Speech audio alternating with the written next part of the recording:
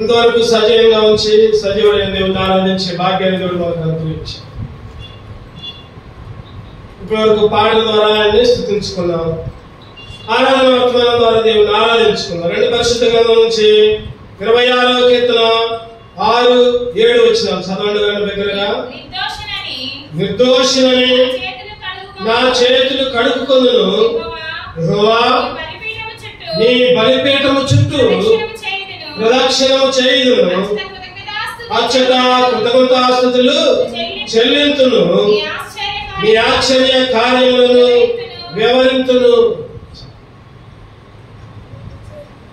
యెహోవా నీ బలిపీఠము చుట్టూ ప్రదక్షిణము చేయుదును, అచ్చట కృతజ్ఞతాస్తుతులు చెల్లింతును. ఈ 2 మాటలు మనం చూసుకోవాలి. ఆయన బలిపీఠము చుట్టూ ప్రదక్షిణం చేయాలి. చెప్పండి, ప్రదక్షిణం అంటే ఏంటి? ప్రదక్షిణ చేయడం అంటే ఏంటి? చాలా మంది గుళ్ళు చుట్టూ ప్రదక్షిణ చేస్తారు, చేతులు జోడించుకొని కళ్ళు మూసుకొని చుట్టూ తిరుగుతూ ఉంటారు. చాలా సంతోషం. వాళ్ళ మనసులో కోరికలు కోరుకుంటా ఉంటారు. నాకు ఇది కావాలి, నాకు ఇది కావాలి, నాకు ఇది కావాలని ప్రదక్షిణ చేస్తారు. ఈరోజు మనం కూడా ఏం చేయాలంట? బలిపీఠము చుట్టూ. బలిపీఠము చుట్టూ అంటే, బలిపీఠం అంటే చెప్పండి, దేవుని బల్ల. బలిపీఠం అంటే దేవుని బల్ల, ఆయన శరీరము ఆయన రక్తము కలిగిన బల్ల, దేవుని పులిపీఠం, దేవుని మందిరం.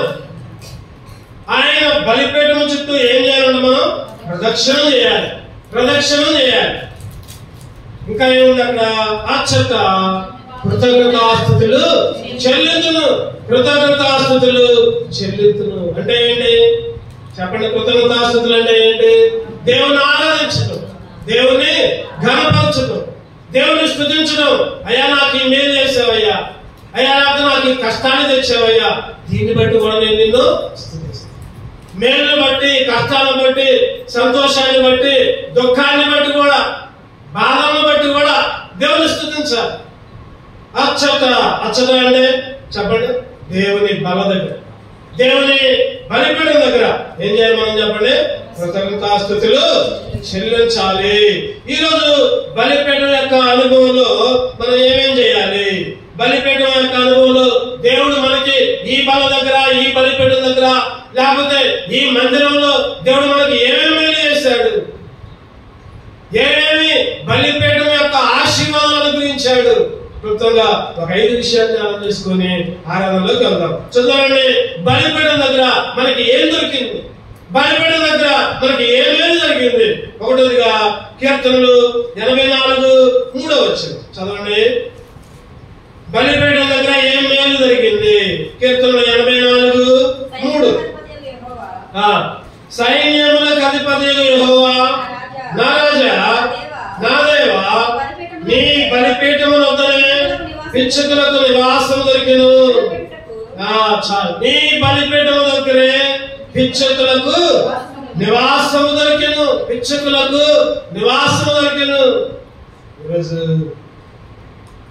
ఈరోజు నువ్వు నేను ఎటువంటి వాళ్ళం అంటే పిచ్చుకల కంటే శ్రేష్టమైన వాళ్ళు. చెప్పండి, ఎవరు మనం? పిచ్చుకల కంటే శ్రేష్టమైన వాళ్ళు. ఈరోజు పిచ్చుకలకి బలిపీఠం దగ్గర నివాసం దొరికింది. ఈరోజు నీకు నాకు కూడా ఈ బలిపీఠం దగ్గర నివాసం దొరికింది. చెప్పండి, నివాసం అంటే ఏంటి? నివాసం అంటే ఏంటి? ఉండటానికి కొద్దిగా ప్రదేశం, ఉండేందుకు అనువైన ప్రదేశం. ఈరోజు ఎవరైనా సరే, ఎవరైనా ఇల్లు లేకపోయినా, లేకపోతే పేదవాళ్ళైనా ధనవంతులైనా దేవుని మందిరంలోకి వస్తే ఎవరైనా కాదంటారా? ఎవరు కూడా కాదంటారు. ఎందుకంటే ఆయన బలిపీఠం దగ్గర నివాసం, ఆయన బలిపీఠం దగ్గర ఉండటానికి, ఆయన మందిరంలో గడపడానికి. ఒకప్పుడు మన నివాసాలు వేరే, ఒకప్పుడు మనం ఉండే పరిస్థితులు వేరే, ఒకప్పుడు మనం ఉండే వాతావరణం వేరే. ఈరోజు దేవుని బలిపీఠం దగ్గర దేవుడు మనకి ఏం చేశాడంటే నివాసం ఇచ్చాడు. ఒకప్పుడు అన్ని ప్రాంతాల్లో, దేవునికి ఇష్టమైన ప్రాంతాల్లో, దేవునికి వ్యతిరేకమైన స్థలాల్లో నివాసం చేసే నిన్ను నన్ను ఆయన పిలిచాడు. ఏమని పిలిచాడు? ప్రయాసపడి భారం మోసుకుంటున్న సమస్తమైన జిల్లారా రండి, విశ్రాంతినిస్తానని మీకు. ఏమంటున్నాడంటే విశ్రాంతినిస్తాను. ఈరోజు బలిపీఠము దగ్గర విశ్రాంతి ఇచ్చాడు. బలిపీఠం దగ్గర నీకు నాకు నివాసం ఇచ్చాడు. ఒకప్పుడు నివసించే ప్రాంతం వేరే, ఇప్పుడు నివసించే ప్రాంతం వేరే. ఆయన నివాసం బలిపీఠం దగ్గర చూడండి. సంఖ్యాకాండంలో 24వ అధ్యాయం 5వ వచనంలో ఆయన నివాసాలంట రమ్యమైనవంట. సంఖ్యాకాండం 24:5 132 పేజీ నంబర్ 24:5. యాకోబు నీ గుడారములు ఇశ్రాయేలు నీ నివాస స్థలములు ఎంతో రమ్యమైనవి. చెప్పండి, ఆయన నివాస స్థలాలంట రమ్యమైన, ఎంతో. ఈరోజు ఎంతో రమ్యమైన ప్రదేశానికి నన్ను దేవుడు నడిపించాడు. అందుకే దేవుని స్తుతించాలి, అందుకే దేవుని ఆరాధించాలి. రమ్యమైన ప్రదేశం, రమ్యమైన ప్రదేశం. ఈరోజు ఈ రమ్యమైన ప్రదేశం, అందుకనే కీర్తనకారుడు కూడా రాసుకుంటే 84వ కీర్తన 1వ వచనం చూస్తే 84:1 సైన్యములకు అధిపతియగు యెహోవా నీ నివాసములు ఎంత రమ్యములు, యెహోవా మందిరావరణములను చూడవలనని నా ప్రాణము ఎంతో ఆశపడుతున్నది, అది సొమ్మసిల్లుచున్నది. ఇంకా జీవముగల దేవుని దర్శించుటకు నా హృదయమును నా శరీరమును ఆనందముతో కేకలు వేయించున్నది. దావీదు జీవితంలో ఎన్నో దీవెనలు. ఆయన అంటున్నాడు కదా, అయ్యా నీ మందిరాన్ని చూడాలని, తర్వాత నీ మందిరంలో జీవము గల దేవుణ్ణి దర్శించాలని. ఏంటి, మందిరంలో దేవుడు కనపడుతున్నా? చెప్పండి, కనపడుతుంది. అంతే, మందిరంలో దేవుడు కనపడుతుంది. మందిరంలో దేవుడిని దర్శిస్తాం మనం. ఎవరిని దర్శించేదంటే జీవము గల దేవుణ్ణి, జీవము గల దేవుణ్ణి. ఏ కళతో, ఈ లోకపు కళతో చూస్తే కనపడగానే ఆత్మీయ నేత్రాలతో చూస్తే దేవుడు మనకు కనపడతాడు. ఆ కనబడే దేవుని మనం ఆరాధించాలి, స్తుతించాలి. ఆయన నివాస స్థలాలు ఎంత రమ్యములు. ఆయన మందిరాన్ని చూడాలని ఆశపడుచుందంట ప్రాణం. తర్వాత సొమ్మసిల్లుతుందంట. తర్వాత ఆయన శరీరము ఆనందముతో కేకలు వేయించున్నది. ఎంత అనుభవం, ఎటువంటి అనుభవం! దావీదు యొక్క అనుభవం. ఒకప్పుడు ఈ రమ్యమైన దేశాన్ని ఇశ్రాయేలీయులు నిరాకరించారు. ఇశ్రాయేలీయులు వద్దన్నారు. నువ్వు నేను కూడా చాలా సార్లు ఇటువంటి రమ్యమైన దేవుని బలిపీఠం యొక్క నివాసాన్ని మనం కూడా దూరంగా ఉన్నాం. ఈ ప్రదేశానికి, ఈ బలిపీఠానికి దూరంగా ఉన్నాం. అందుకనే కీర్తనకారుడు అంటాడు కదా, 106:24 కీర్తనలు 106:24 వారు రమ్యమైన దేశమును నిరాకరించి ఆయన మాట నమ్మకపోయింది. రమ్యమైన దేశం, రమ్యమైన పరిశుద్ధ స్థలం, రమ్యమైన బలిపీఠం వాళ్ళంట నిరాకరించారు. ఈరోజు చాలా మంది కూడా నిరాకరిస్తున్నారు. మందిరానికి రావాలన్నా, మందిరంలో గడపాలన్నా ఈ రమ్యమైన ప్రదేశానికి దూరంగా పోతున్నారు. రమ్యము కాని ప్రదేశానికి, సైతాను ఉండే ప్రదేశానికి, దేవుడు ఉండే చోటుకి రాట్లా, దేవుడి ఇంటికి రాట్లా, దయ్యంగా వెళ్ళిపోతున్నారు. కానీ ఈరోజు నీకు నాకు రమ్యమైన బలిపీఠం దగ్గర, రమ్యమైన ప్రదేశంలో, రమ్యమైన నివాస స్థలంలో కేకలు వేయడానికి ఈరోజు దేవుడు మనల్ని సిద్ధపరిచాడు. ఈరోజు ఆ బలిపీఠం దగ్గర ఏం దొరికింది మనకి చెప్పండి? మొదటిగా నివాస స్థలం. నీ బలిపీఠం దగ్గర నాకు నివాస స్థలం ఇచ్చాడు. నీ బలిపీఠం దగ్గర నేను ఉండటానికి నీ కృపనిచ్చావయ్యా, చాలయ్యా. అందుకే ఆరాధించాను. ప్రభా, నీ బలిపీఠం దగ్గర నాకు నివాస స్థలం ఉంది, అందుకే ఆరాధించాను. రెండవది చూద్దామండి, ఆ బలిపీఠం దగ్గర ఏం దొరికింది? యెషయా గ్రంథం 6వ అధ్యాయం 6వ వచనం 7వ వచనం. యెషయా 6:6-7. అప్పుడు ఆ శిరాకులలో ఒకడు తాను బలిపీఠము మీద నుండి కారుతో తీసిన నిప్పును చేత పట్టుకుని నా ఎదుగు ఎగిరి వచ్చి నా నోటికి దాన్ని తగిలించి, ఇది నీ పెదవులకు తగిలిన కనుక నీ పాపములకు ప్రాయశ్చిత్తమైన నీ దోషము తొలగిపోయాను.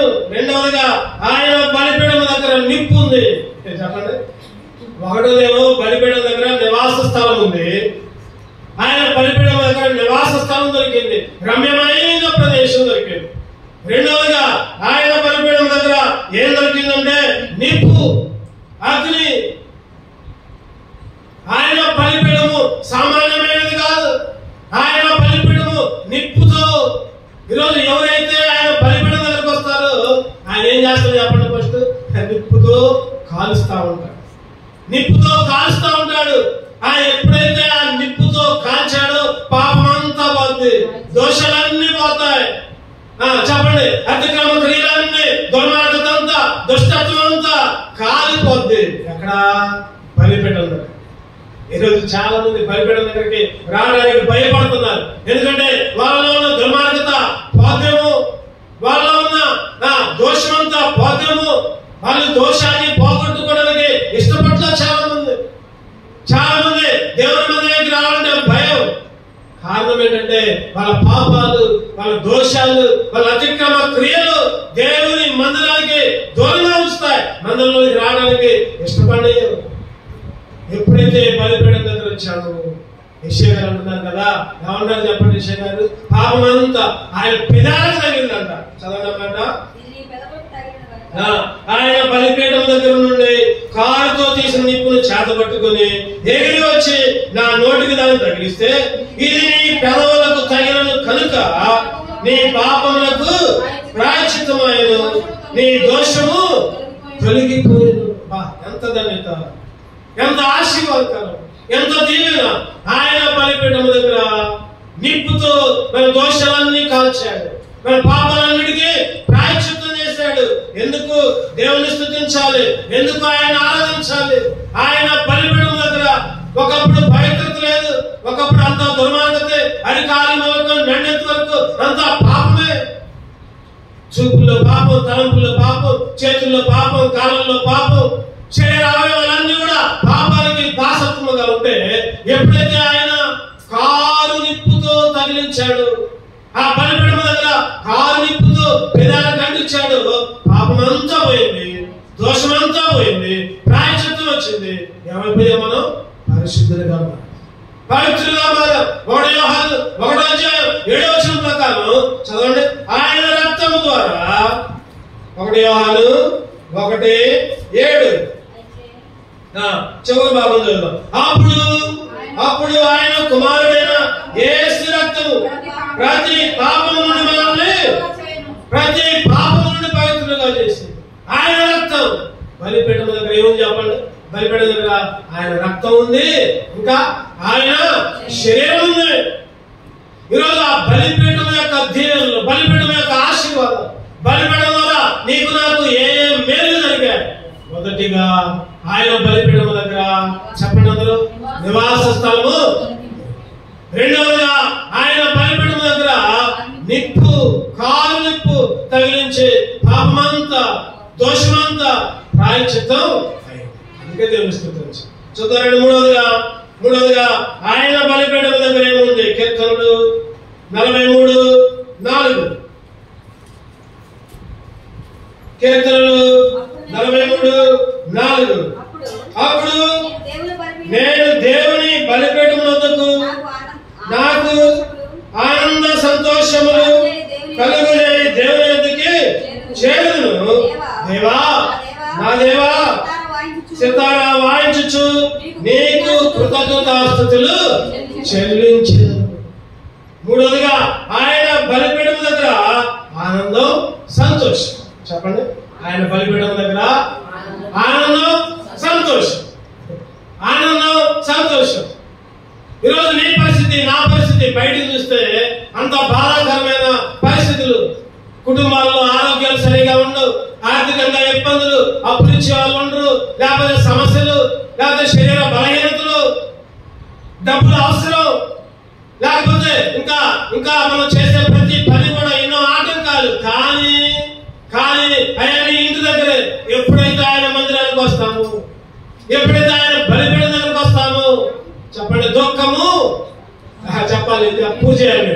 దుఃఖము, ఇంకో మాట కూడా అక్కడ నిట్టూర్పు, దుఃఖము నిట్టూర్పు, దుఃఖము నిట్టూర్పు. సియోనులో చేరగానే, ఆయన సన్నిధిలో చేరగానే, ఆయన ఇంటిలో చేరగానే, ఆ బలిపీఠం దగ్గరికి రాగానే అన్ని మర్చిపోవడం, అన్ని మర్చిపోవడం. ఎందుకంటే ఆయన బలిపీఠం దగ్గర ఏముంది మనకి చెప్పండి? ఆనందం, సంతోషం. ఆనందం, సంతోషం. ఆయన బలిపీఠం దగ్గర. ఈరోజు మన పరిస్థితులు వేరే, మన స్థితిగతులు వేరే, మన ఉద్దేశాలు వేరే, మన ఇబ్బందులు వేరే, మన కష్టాలు వేరే. అంటాడు కదా, ఈ లోకపు శ్రమలు ఎన్నదగినవి కావు. కొంతకాలం ఉండేవి ఇవన్నీ. 1 సంవత్సరం ఉంటుందా, లేకపోతే 10 సంవత్సరాలు ఉంటుందా, లేకపోతే ఈ జీవించినంత కాలమే ఉంటుందా? తర్వాత అవన్నీ కూడా కనబడేవన్నీ అదృశ్యాలు. దృశ్యాలు, అదృశ్యాలు చాలా ఉన్నాయి. పరలోకం, ఆయనతో కూడిన భాగ్యం, ఆయనతో నివసించే స్థలం, ఆ బంగారు పరలోకం మయం.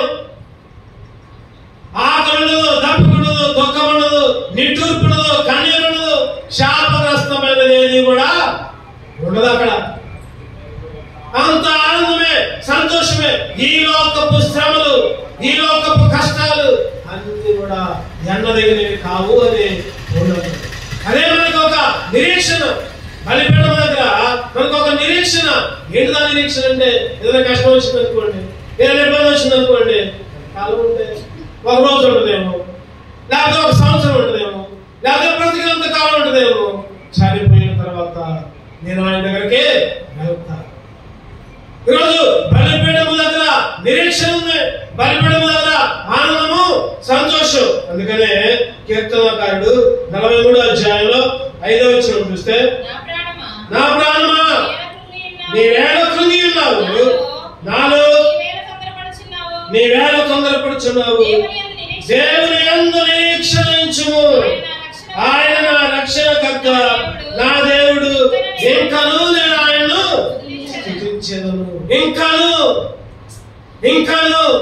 ఇంకను అంటే చెప్పండి, అర్థమైంది? అక్కడ దావీదు గారు ఎన్నో పోరాటాలు, అడవుల్లో తిరుగుతున్నారు, చెప్పులు లేకుండా, పిల్లలు దొరుకుతున్నారు, కుమారులు దొరుకుతున్నారు, సైనికులు దొరుకుతున్నారు, లేకపోతే సొంతలే కొడుకులే. మనం చదువుకున్నాం బైబిల్ స్టడీలో. సొంత కుమారుడే తరుగుతా ఉన్నాడు, సొంత జనాంగమే అవతల పక్కకు పోయారు. రాజుగా ఉన్నంతసేపు ఏమో దావీదు దగ్గర ఉన్నారు. దావీదు ఎప్పుడైతే పోయాడో, అబ్షాలోము ఎప్పుడైతే విషయంలోకి వచ్చాడు, అందరూ ఒక్కొక్కరు పోయి అబ్షాలోము దగ్గర పోయారు. అబ్షాలోము ఏం చేస్తారు? ఎప్పుడు వచ్చిన వాళ్ళందరినీ కపట ముద్దులు పెడతారు. ఏం పెడతారు చెప్పండి? కపట ముద్దులు. ఎందుకంటే ఆకర్షించుకోవాలి, దగ్గర తెచ్చుకోవాలి. కపటమైన ప్రేమ, కపట ముద్దులు. ఈరోజు సైతాన్ కూడా నీకు నాకు కపట ఆలోచనలు చూపించింది, కపట ఆశలు చూపించింది, కపట అలవాట్లు. దావీదు అంటున్నాడు కదా, నా ప్రాణమా ఎందుకు నువ్వు ఇంకా కృంగి ఉన్నావు, ఎందుకు తొందరపడుతున్నావు? ఇంకేమన్నాడు? దేవుని యందు నిరీక్షించు. ఆయన యందు నిరీక్షణ. ఆయన నా రక్షణకర్త, నా దేవుడు, ఇంకను నేను ఆయన్ను స్తుతించెదను. కృంగుదల లేదు, తొందరపాటు లేదు, పరిస్థితులన్నీ అక్కర్లా. ఇంకను ఈరోజు ఆ మాట మనం అనేటట్టు ఉండాలి. ఇంకను ఏ పరిస్థితి వచ్చినా,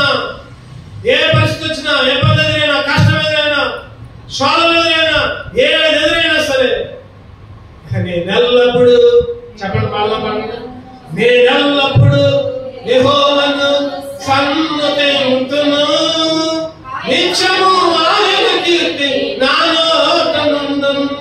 నేనెల్లప్పుడు యెహోవాను సన్నుతింతును, నిత్యము ఆయన కీర్తి నా నోట నుండును. అంతా నా మేలుకే,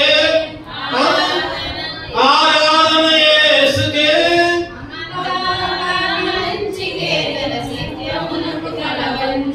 తన చిత్తమునకు తల వంచితే ఆరాధనాపను స్తుతించుట ఆపను. ఆరాధన ఆపదు, చెప్పండి, స్తుతించుట. ఏది జరిగినా మన మేలుకే. కష్టం వచ్చినా, నష్టం వచ్చినా, ఏ ఇబ్బంది వచ్చినా ఆయన బలిపీఠం దగ్గర చెప్పండి, దొరికింది చెప్పండి, నిరీక్షణ. ఆయన బలిపీఠం దగ్గర ఒక ఆనందం, సంతోషం. ఈరోజు కృంగుపాటు లేదు, తొందరపాటు లేదు, ఇబ్బందులు లేవు. ఆయన బలిపీఠం దగ్గర, ప్రభా నీ బలిపీఠం దగ్గర నాకు నివాస స్థలాలు ఇచ్చావయ్యా. రెండవదిగా నీ బలిపీఠం దగ్గర ఏం జరిగింది చెప్పండి. రెండవది, నీ బలిపీఠం దగ్గర దోషాలకు ప్రాయశ్చిత్తం, దోషాలకి పాపాలకి ప్రాయశ్చిత్తం, నిప్పు కాలు. మూడవదిగా ఆయన బలిపీఠం దగ్గర ఆనందం, సంతోషం, నిరీక్షణ. చదువు. నాలుగోదిగా యెషయా గ్రంథం 56:7. యెషయా గ్రంథం 56:7.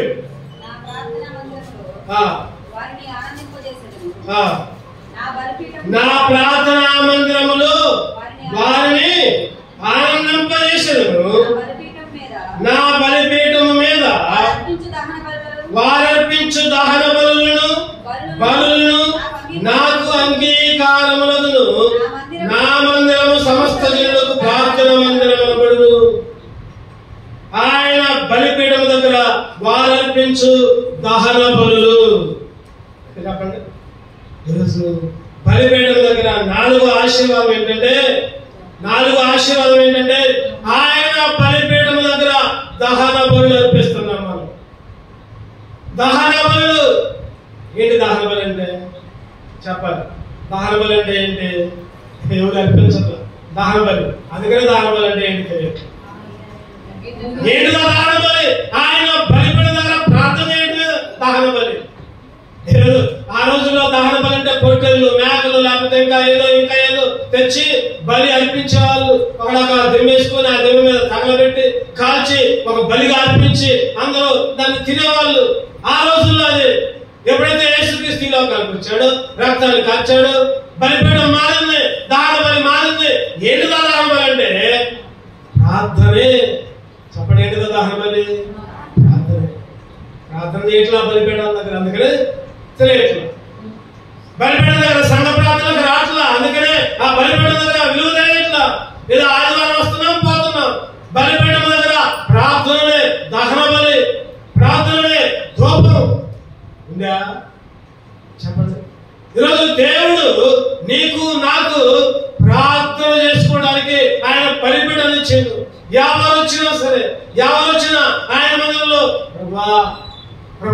ప్రభు అని ప్రార్థన చేయడానికి ఆయన పంపించారు. ఎందుకంటే కింద ఉంది, నా మందిరము సమస్త జనులకు ప్రార్థనా మందిరం అనబడును. నా ప్రార్థనా మందిరంలో వారిని ఆనందింపజేసేదను. నా ప్రార్థనా మందిరంలో వారిని ఆనందింపజేసేదను.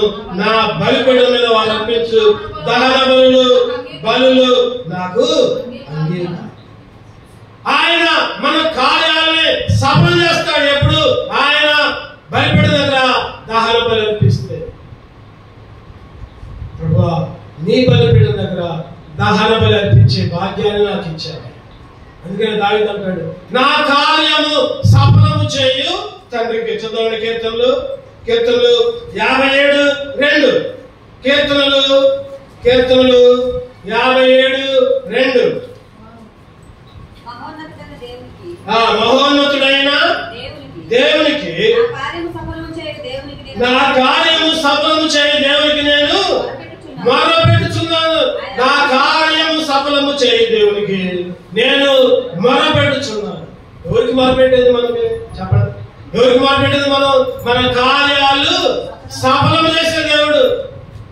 మన కార్యాలు, మన పనులు, మన ఆత్మలు, మన అవసరతలు, మన ఆరోగ్య విషయాలు, మన కుటుంబ పరిస్థితులు అన్ని కూడా సఫలం చేస్తాడు. చెప్పుకున్నాం రాత్రి ప్రార్థనకు వచ్చిన వాళ్ళు గుర్తుండవు. ఏంటో చెప్పండి. ఆయన నీ మీద నా మీద ఏం చూపిస్తున్నాడు? శ్రద్ధ చూపిస్తున్నాడు. ఏం చూపిస్తున్నాడు చెప్పండి? శ్రద్ధ. యథార్థంగా ఉండాలి, నమ్మకంగా ఉండాలి, నీతిని కలిగించాలి. నీ నివాస స్థలాలు వర్ధన చేస్తాడు దేవుడు. ఇంకా ఉందో మాట, నీ స్థితి మొదట కొద్దిగా ఉన్నా కూడా తులకు మహాభివృద్ధి. నువ్వు ఎప్పుడైతే మందిరంలో ప్రార్థన చేస్తావో, మందిరంలో దహన బలి అర్పిస్తావో, ఈరోజు నీ బలిపీఠం దగ్గర ప్రార్థించే బిడ్డగా నన్ను ఉంచావా? నీ బలిపీఠం దగ్గర దహన బలులు అర్పించే బిడ్డగా నన్ను ఉంచావయ్యా. అందుకే నిన్ను ఆరాధిస్తున్నా, అందుకే నిన్ను స్తుతిస్తున్నా. చూద్దాం నాలుగోదిగా మనం చెప్పుకుంది నాలుగోది కదా. ఒకటోది ఏంటి చెప్పండి? ఒకటోది ఆయన బలిపీఠం దగ్గర నివాస స్థలం దొరికింది. రెండవది ఆయన బలిపీఠం దగ్గర కారు నిప్పు ఉంది. కారు నిప్పు తగిలించి దోషాలు పాపాలు ప్రాయశ్చిత్తమయ్యాయి, కడిగిపోయాయి, పవిత్రత వచ్చింది. తర్వాత మూడవది బలిపీఠం దగ్గర ఆనందం, సంతోషం, నిరీక్షణ. నాలుగవది ఆయన బలిపీఠం దగ్గర ప్రార్థన చేసే భాగ్యం, దహన బలి అర్పించే భాగ్యాన్ని ఇచ్చాడు. అందుకే ఆరాధించాడు. చివరిగా ఆయన బలిపీఠం దగ్గర ఇంకా ఏముంది? యెషయా 47 వచ్చింది. యెషయా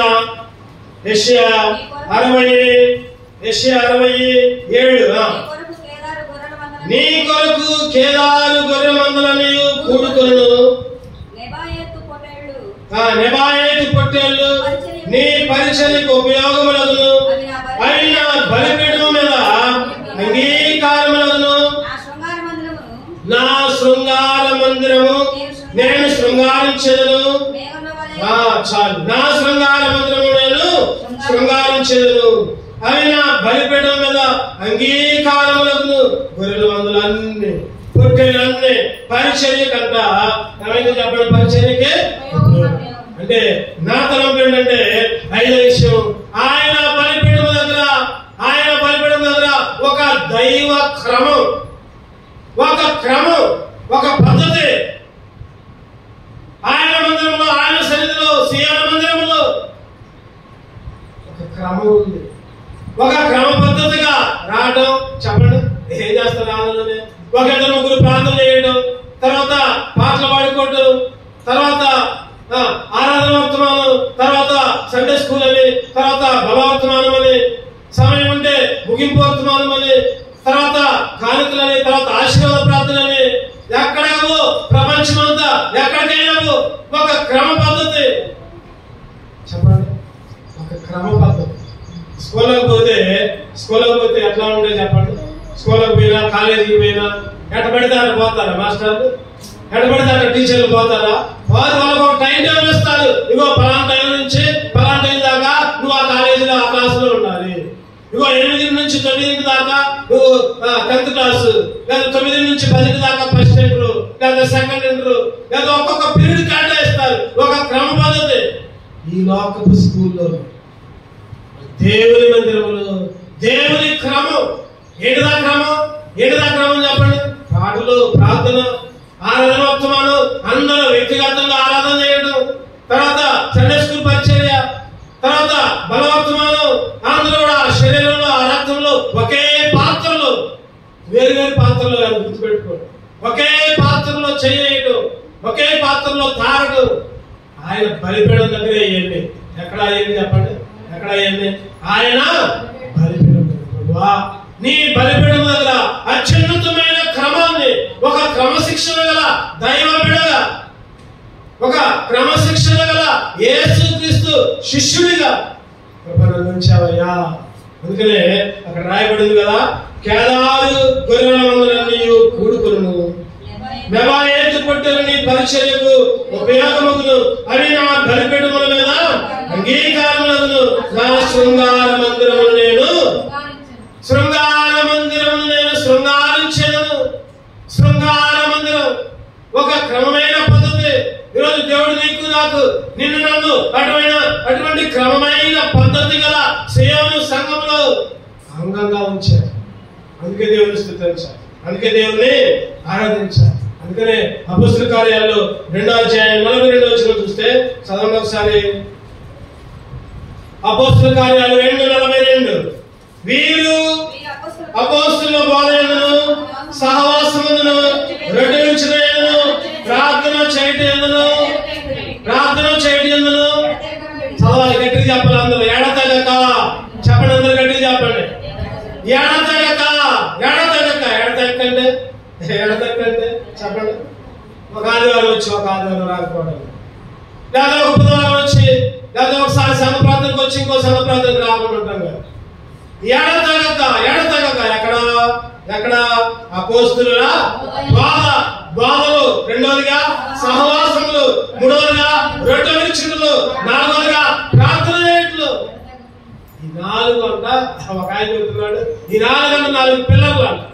ఈ 4 అక్కడేమో ప్రార్థనలే పిల్లలు, ఇక్కడేమో సహవాసం అనే పిల్లలు, తర్వాత ఇక్కడేమో బోధనే పిల్లలు, తర్వాత ఇక్కడేమో రొట్టె విరుచుట అనే పిల్లలు. 4 పిల్లలు ఉంటే ఆ బిల్డింగ్ చక్కగా ఉండదు. కూలిద్దా? ఈ 4 ఏ ఒక్కడ పోయినా ఏమైంది? కూలిపోదు. ఈరోజు చాలా మందికి సహవాసంలో ఉండే భాగ్యం ఆదివారం వస్తున్నారు కానీ మిగిలిన పిల్లలు కనపట్ల. రొట్టెరిచే పిల్లలు ఆదివారం వస్తున్నారు, రొట్టెరిచే పిల్లలు ఉంటుంది, తర్వాత ఇంకా బోధలో ఉన్నారు కానీ ఒక పిల్లలు మాత్రం అస్సలు కనపట్ల. ఏంటిదా పిల్లలు? ప్రార్థన అనే పిల్లలు. ప్రార్థన ఈరోజు దేవుడు నీకు నాకు ఒక క్రమాన్ని ఇచ్చాడు. ఒక క్రమం. ఏంటిదా క్రమం? బోధ, సహవాసం, రొట్టె విరుచుట, ప్రార్థన. ఎంత చక్కటి క్రమాన్ని ఇచ్చాడు ప్రభా, ఎంతో చక్కటిగా ఇచ్చావయ్యా. ఇంకో దగ్గర పోతే ఇటువంటి క్రమం కనపడదు, ఇంకో దగ్గర పోతే ఇటువంటి క్రమం కనపడదు. ఒకటే పాటలు, పిల్లల పాటలే, పెద్దల పాటలే, తాగుబోతుల పాటలే, అబద్ధాలు ఆడే వాళ్ళు పాటలు పాడటమే మైకులతో. దేవుడు మనకు అటువంటి క్రమాన్ని ఇలా చక్కటి దైవ క్రమాన్ని ఇచ్చాడు. ప్రార్థన యందు, సహవాసమందు, బోధ యందు, రొట్టె విరుచుట యందు ఆయన బలిపీఠం మీద కూడుకొని శృంగారమైన దేవాలయంలో నిన్ను దేవుడు ఏం చేశాడు చెప్పండి? శృంగారించాడు. అందుకే ఈ రోజు ఆరాధన చేస్తాం, అందుకే దేవుని స్తుతించాలి. అమెరికా ప్రాంతంలో ఒక ప్రాంతంలో ఒక గ్రామంలో పెద్ద డయేరియా వచ్చింది. డయేరియా అందరూ నీళ్లు తాగుతున్నారు, కింద పడిపోతున్నారు. ఏం చేయాలి అర్థం కావట్లా. ఆ ప్రాంతంలో దగ్గర ఒక 300 మంది దాకా ఇటువంటి ఇబ్బంది ఎదుర్కొన్నారు. అందరూ వచ్చారు. ఆ 300 మందిని ఒక హాస్పిటల్కి తీశారు. చచ్చిపోయే స్థితిలో ఉన్నారు. ఏం జరిగిందో ఎట్లా చచ్చిపోయే స్థితిలో ఉన్నారు. డాక్టర్ గారు పిలిచారు. పెద్ద డాక్టర్ వచ్చారు. అందరు డాక్టర్లు గుంపు కూడారు. పెద్ద డాక్టర్ వచ్చారు. పెద్ద డాక్టర్ అన్నారు కదా, అయ్యా ఏం జరిగిందో ఎట్లా? మా డాక్టర్ నాలెడ్జ్కి అంతుబాటట్లా. నేనైతే వైద్యం చేస్తా, టాబ్లెట్లు ఇస్తా, ఇంజక్షన్ చేస్తా, కానీ దేవుణ్ణి కూడా ప్రార్థన చేద్దాం. దేవుడు అద్భుతాన్ని జరిగిస్తే, ఆశ్చర్య కార్యాలు జరిగిస్తే బ్రతుకుతారు, లేకపోతే లేదు అన్నాడు. వాళ్ళందరికీ ఆశ్చర్యం. ఏంది? నేను నిన్ను నమ్ముకొని హాస్పిటల్కి వస్తే నువ్వేంటి దేవుడి మీద చెబుతున్నావు? కొంతమంది కొని గారు, సరి గారు అయినా కానీ కొంతమంది అన్నారు కదా, అయ్యా అంతేనయ్యా, ప్రార్థన చేయ, నువ్వే ప్రార్థన చేసి వైద్యం చేయ అన్నారు. అమెరికాలో ఎవరైనా సరే, ఎంత పెద్ద ఉద్యోగం అయినా ప్రార్థనగానే మోకరించడం మొదలుపెట్టడం. వెంటనే డాక్టర్ గారు అక్కడికక్కడే మోకరించి ప్రార్థన చేశారు. ఉన్న డాక్టర్లు అందరూ కూడా మోకరించి ప్రార్థన చేస్తారంట. అద్భుతం జరిగింది. ఏంటంటే 300 మంది బ్రతికారు. చెప్పండి, ఒక్కళ్ళు కూడా చనిపోయారు. 300 మంది బ్రతికారు. ఆ డాక్టర్ గారు అన్నారంట, నేను ఇచ్చిన వైద్యం వల్ల కాదు మీరు బ్రతికింది, మిమ్మల్ని బ్రతికించింది దేవుడే అన్నాడు. మిమ్మల్ని బ్రతికించింది దేవుడే అన్నాడంట. ఆ డాక్టర్ గారు చెప్పారంట, అయ్యా 300 మందికి నేను ఒక విన్నపం చేస్తున్నాను. ఏంటంటే ఎక్కడి నుంచి దేవుని స్తుతించండి, దేవుని మందిరానికి రండి, దేవుని గణపరచండి. అందరూ తాగెళ్ళిపోయారంట. ఎందుకంటే ఆ ఉత్సాహం అటువంటిది. చచ్చిపోయే వాళ్ళు బ్రతికారు, అందరూ తాగెళ్ళిపోయారు, వెళ్ళారు. చెప్పారు ఆ డాక్టర్ గారు, ఇగో పలానా ఆదివారం పలానా మందిరానికి రండి, నేను కూడా అక్కడే ఉంటా, మిమ్మల్ని అందరూ బట్టి దేవుని స్తుతించుకుందాం అన్నారంట. అందరూ వెళ్ళకపోయారు. ఆదివారం వచ్చింది. మందిరంలో 300 మంది వస్తానని డాక్టర్ గారు చూస్తే 300 మందిలో 10 మంది వచ్చారంట మందిరానికి. 300 మంది ఎంతమంది వచ్చారు? ఈరోజు మందిరానికి వచ్చి 10 మంది దేవుని స్తుతించారు, దేవుని ఆరాధించారు. మిగిలిన 290 మంది ఎక్కడ? దేవుని స్తుతించట్లా, దేవుని ఆరాధించట్లా, దేవుని కనపరచట్లా. ఆ రోజు 10 మంది కుష్ఠు రోగుల్లో 10 మంది శుద్ధి శుద్ధులయ్యారు. ఏమన్నా చెప్పండి, మీరు పోయి యాజకుడిని కనపరుచుకోండి, దేవుడిని కుష్టి రోగాన్ని బాగు చేస్తానని యేసుక్రీస్తు చెప్తే 10 మంది పోయారు. పోతుంటేనే చేతులన్నీ బాగయ్యాయి, కాళ్ళన్నీ బాగయ్యాయి, 10 మందికి స్వస్థ వచ్చింది. ఎంతమంది వచ్చారు వెనక్కి చెప్పండి? ఎంతమంది వచ్చారు? ఒక్కడే వచ్చాడు. ఒక్కడే వచ్చి అయ్యా నేను నిన్ను స్తుతిస్తున్నాను, నేను కనపరుస్తున్నా. 10 మందిలో అడుగుతున్నాడు దేవుడు, 10 మంది శుద్ధులేని కారా? నేను 9 ఎక్కడా? వాళ్ళు పోయారు, బాగయ్యారుగా పోయారు. ఒక్కళ్ళే వచ్చి దేవుడు. ఈరోజు దేవుని మందిరంలోకి వస్తున్నాం మనం. దేవుడు మనల్ని బాగు చేశాడు, రక్షణ ఇచ్చాడు, కాపాడాడు, ఎన్నో మేలు, కనబడే మేలు, కనబడని మేలు ఎన్నో చేస్తున్నాడు. కానీ ఆయన ఆరాధించడానికి నోరు రాకుండా, ఆయన స్తుతించడానికి నోరు రాకుండా మందిరంలోకి వస్తున్నావు, మౌనంగా ఉంటున్నావు, పోతున్నావు. ఏ ఒక మాట మాట్లాడి, దేవా నన్ను కాపాడావు, నన్ను రక్షించావు, అందుకనే నిన్ను స్తుతిస్తున్నా అని ఒక్క మాట రావునా దేవుని ఆరాధించడానికి? చెప్పండి, ఎంతమంది ఆరాధిస్తున్నారు, ఎంతమంది ఆరాధించట్లేదు? నువ్వు వచ్చి రాని మాటలతో ఒక్క మాట, ప్రభా నన్ను రక్షించావు, నన్ను కాపాడావు, లోకం నుంచి నన్ను వేరు చేశావు, ప్రభా నా హృదయాన్ని నీకు అర్పిస్తున్నానయ్యా అని ఒక్క మాట చాలు. ఈరోజు 290 మంది లాగా ఉంటావా, లేకపోతే వచ్చి స్తుతించిన 10 మంది లాగా ఉంటావా? ఈరోజు దేవుణ్ణి స్తుతించాలి, దేవుణ్ణి ఆరాధించాలి. ఆయన బలిపీఠం దగ్గర చెప్పండి, ముగించుకుందాం. చెప్పండి, ఒకటోది ఆయన బలిపీఠం దగ్గర నివాస స్థలం దొరికింది. రెండోది ఆయన బలిపీఠం దగ్గర కారు నిప్పు తగిలి పాపాలన్నీ దోషాలన్నీ ప్రాయశ్చిత్తం అయిపోయాయి. మూడోది ఆయన బలిపీఠం దగ్గర ఆనందం, సంతోషం, నిరీక్షణ ఆయన బలిపీఠం దగ్గర. నాలుగోదిగా ఆయన బలిపీఠం దగ్గర దహన బలులు అర్పించే భాగ్యాన్ని ఇచ్చాడు. చివరిగా ఐదవదిగా ఆయన బలిపీఠం దగ్గర ఒక క్రమమైన పద్ధతిని దేవుడు నీకు నాకు దైవ క్రమంలోకి నన్ను నడిపించాడు. అందుకే నిన్ను అటువంటి ఆరాధన చేసేటట్లుగా దేవుడు మనల్ని చదవవలసిన గాక. ఆమేన్. నిలబడదాం, ఒక పాట పాడుకుందాం.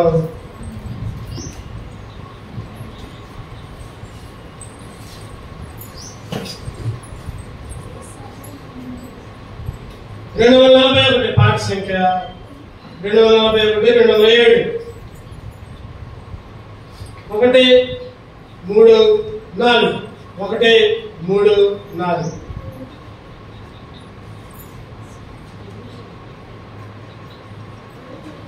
ఆనందముగా యెహోవాని కృపలన్నీ అన్ని కాలములను కీర్తించెదను. ఆనందముగా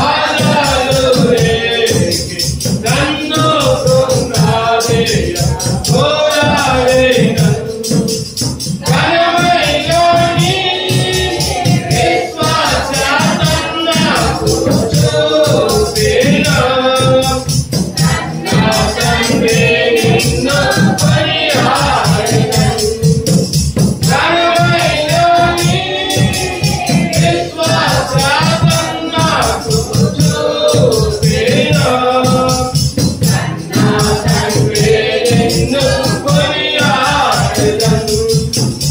ఆనందముగా యెహోవాని కృపలన్నీ అన్ని కాలములలో కీర్తించెదను. సాగు చీకట్ల లోయలందుల జీవపు వెలుగై యోగా చూపి. సాగు చీకట్ల లోయలందుల జీవపు వెలుగై యోగా చూపి.